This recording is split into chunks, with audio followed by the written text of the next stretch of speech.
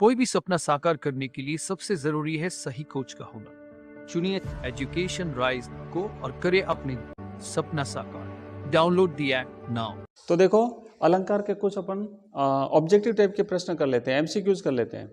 ठीक है, तो पहला प्रश्न लिखा हुआ है, मुदित महीपति मंदिर आए, सेवक सचिव सुमंत बुलाए। इसमें कौन सा अलंकार है? चार ऑप्शन है, अनुप्रास, यमक, उपमा और रूपक। हाँ, कौन सा? अनुप्रास। क्यों अनुप्रास है? क्योंकि म वर्ण की आवृत्ति हो रही है।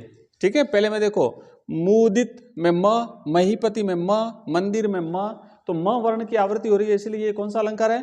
अनुप्रास। तो अनुप्रास की परिभाषा क्या होती है कि जब किसी काव्य पंक्ति में किसी वर्ण की आवृत्ति होती है, उसका उच्चारण कुछ भी हो सकता है ना, जैसे अस हो, आ हो, ई हो, ध्वनि कोई भी हो सकती है, लेकिन फिर भी अगर वर्ण की आवृत्ति हो रही है तो वहां अनुप्रास अलंकार होता है। तो यहाँ पे म वर्ण की हो रही है, इसीलिए आवृत्ति, और इसलिए यहाँ पे अनुप्रास अलंकार जो है वो अनुप्रास अलंकार है। नेक्स्ट है यमक अलंकार। यमक क्या होता है कि जहां पर किसी शब्द की आवृत्ति होती है, यहाँ पे तो वर्ण की आवृत्ति होती है, ध्यान रखना, इसमें वर्ण की आवृत्ति होती है और इसमें होती है शब्द की आवृत्ति। शब्द की क्या होती है? आवृत्ति। आवृत्ति का मतलब है बार बार आना, रिपीटेशन। और आवृत्ति होती है ना, जितनी बार आवृत्ति उतनी बार उसका अर्थ भिन्न भिन्न होता है। तो शब्द की आवृत्ति होती है, शब्द की क्या होती है भाई? आवृत्ति होती है, और अर्थ भिन्न होता है। अर्थ क्या होता है? भिन्न होता है। तो वहां पे यमक अलंकार होता है। जैसे कनक कनक ते सौगुनी मादक ता आदि का है, तो दो बार आया ना कनक कनक, दो बार शब्द आया और दोनों बार उसका अर्थ भिन्न है। पहले बार कनक का मतलब है सोना, दूसरी बार कनक का मतलब है धतूरा। तो ऐसे यहाँ पे अलंकार होता है। नेक्स्ट है उपमा अलंकार। उपमा में क्या होता है कि जहां पर उपमेय को उपमान की संज्ञा दी जाए। उपमेय को क्या दिया जाए? उपमान की संज्ञा। आगे आएगा, इसको और डिटेल में समझेंगे। और रूपक में क्या होता है कि उपमेय और उपमान दोनों को एक समान मान लिया जाए, दोनों को एक जैसा दिखाया जाए। दोनों अलग होते हैं पर फिर भी उसको उसी का रूप दे दिया जाए, उसी के समान बता दिया जाए, तो वहां रूपक अलंकार होता है। आगे अपन इसका उदाहरण भी देखने वाले हैं। चलो नेक्स्ट, तो इसका राइट आंसर हो गया भाई अनुप्रास अलंकार। कौन सा अलंकार हुआ? अनुप्रास अलंकार। दूसरा प्रश्न देखो, दूसरा प्रश्न है, चरण कमल बंदो हरि राई। चरण कमल बंदो हरि राई। तो अब यहां पे देखेंगे, हाँ, मैं कौन सा अलंकार? अब यहां पे देखो अनुप्रास है। पहले एक बार अगर नहीं पता हो ना तो आपको एक एक करके टेस्ट कर लेना है कि अनुप्रास है क्या। तो अनुप्रास में क्या होता है, किसी वर्ण की आवृत्ति होती है, तो वर्ण की तो आवृत्ति नहीं हो रही भाई। देखो चरण कमल बंदो, कोई वर्ण की आवृत्ति नहीं हो रही है, तो इसको काटो, अनुप्रास अलंकार नहीं है। उसके बाद देखो यमक अलंकार है क्या? यमक में हमने अभी देखा शब्द की आवृत्ति होती है, तो शब्द की कहीं आवृत्ति हो रही है क्या? तो ये भी गया। ऐसे काटना सीखो परीक्षा में, तो आपको याद हो जाएगा।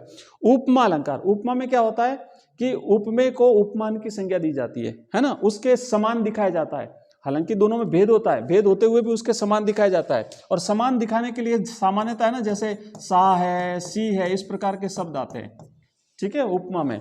और इसमें क्या होता है कि प्रत्यक्ष के माध्यम से प्रस्तुत के माध्यम से अप्रस्तुत का वर्णन किया जाता है। तो यहां पर ऐसा भी नहीं है, ये भी नहीं है।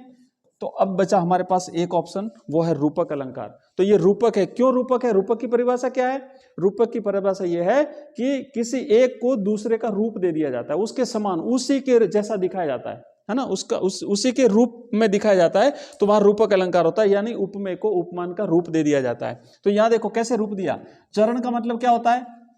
चरण मतलब पद, पद माने पांव।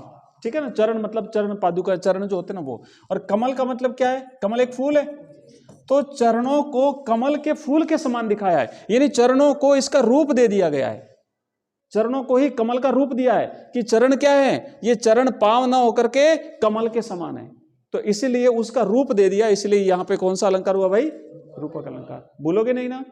तो इस तरीके से याद रखना है। तो ये हो गया अपना रूपक अलंकार। आगे बढ़ेंगे।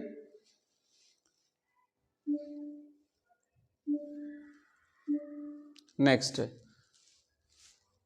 ये दूसरे में रूपक अलंकार। तीसरा प्रश्न है, सपना समझकर भूल न जाना। मैं कौन सा अलंकार है? देखो, सपना सपना समझकर भूल न जाना, इसमें कौन सा है? अनुप्रास है क्या? पहले एक एक टेस्ट करो। अनुप्रास है क्या? हाँ, नहीं है ना? हो सकता है। कैसे? सवर्ण की आवृत्ति हो रही है तो हो सकता है ये भी हो सकता है। लेकिन और आगे बढ़ते हैं, यमक है क्या? यमक देखो, यमक है। कैसे है कि सेम शब्द आया है, सपना, और यहां पर भी सपना, आवृत्ति हुई, शब्द की आवृत्ति हुई, और शब्द जो है वो दो बार आया, और दोनों बार इसका अर्थ भिन्न है। क्या भिन्न है? पहली बार जो सपना है ना, इसका अर्थ तो होता है सपना, मैंने कोई युवती नाम है किसी का, कि सपना किसी लड़की का नाम है, सपना किसी लड़की का नाम है, एक युवती है, और इस युवती से कहा गया है कि सपना मतलब स्वप्न, सपना मतलब स्वप्न, नींद में रात में सपना आता है ना, तो ये सपना से कहा गया, युवती से कहा गया कि किस बात को तुम अपना स्वप्न मान करके भूल मत जाना। मतलब कोई बात है तो उस बात को सपना मान के भूल नहीं जाना। तो यहां पर नाम है और ये स्वप्न जो होता है उसे, तो शब्द का रिपीटेशन हुआ और दोनों बार अर्थ भिन्न हुआ, तो कौन सा अलंकार हुआ? यमक अलंकार। चलो आगे बढ़ते हैं, तो इसका राइट आंसर रहेगा ऑप्शन 2। उसके बाद देखो अगला है, नील गगन सा शांत हृदय था सो रहा, इसमें कौन सा अलंकार है? नील गगन सा। अभी देखो मैंने कहा था कहीं पर सा सी यानी के समान दिखाया जाता है, समानता दर्शाई जाती है, उपमा अलंकार। Very good. तो यहां पे उपमा अलंकार रहेगा, कौन सा रहेगा? अब इसको काट भी सकते हो। अब देखो कि यहां पर देखो अनुप्रास है क्या, कहीं पर आपको दिख रहा है क्या? तो ये कट गया। उसके बाद यमक देखो है क्या?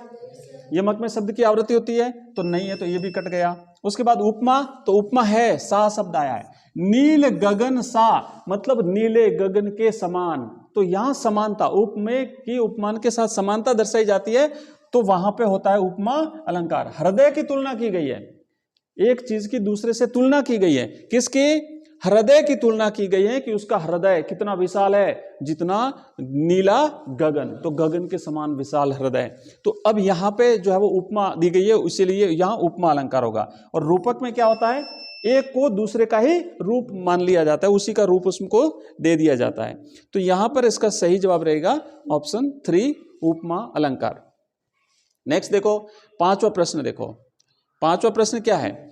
आगे नदियां पड़ी अपार घोड़ा कैसे उतरे पार। भाई नदी पड़ी थी, बहुत लंबी चौड़ी नदी पड़ी थी, उसमें घोड़ा कैसे उतरे? और फिर क्या कहता है? राणा ने सोचा इस पार, राणा अभी घोड़ा लेके खड़ा था नदी के इस पार, उधर जाना था, लेकिन इतनी विशाल नदी थी, तो राणा तो अभी सोच ही रहा था इतनी विशाल नदी कैसे घोड़ा उतरेगा। और जब राणा ने तो सोच ही रहा था, तब तक तो घोड़ा उस पार चला गया, तब तक तो घोड़ा, बताओ कौन सा अलंकार है? अनुप्रास है क्या? अनुप्रास तो नहीं है, तो अनुप्रास नहीं, तो इसको काटो। यमक है क्या? यमक नहीं है, काटो। अतिशयोक्ति है क्या? अतिशयोक्ति है, बिल्कुल। रूपक भी नहीं है। अतिशयोक्ति का मतलब होता है किसी बात को बड़ा चढ़ा करके पेश करना, किसी बात को बहुत बड़ा चढ़ा करके पेश कर देना। तो अभी तो बात हो रही थी कि इतनी बड़ी नदी है कि घोड़ा कैसे उतरे, राणा तो अभी सोच ही रहा था कि घोड़ा तो उस पार, तो यह अतिशयोक्ति हो गई। तो कौन सा अलंकार हुआ? अतिशयोक्ति अलंकार। तो बस आज इतना ही, बाकी जो बचे हुए प्रश्न है वो नेक्स्ट क्लास में। चलो इसका आंसर देख लो एक बार। इस प्रश्न का आंसर क्या है? इसका आंसर है अतिशयोक्ति अलंकार।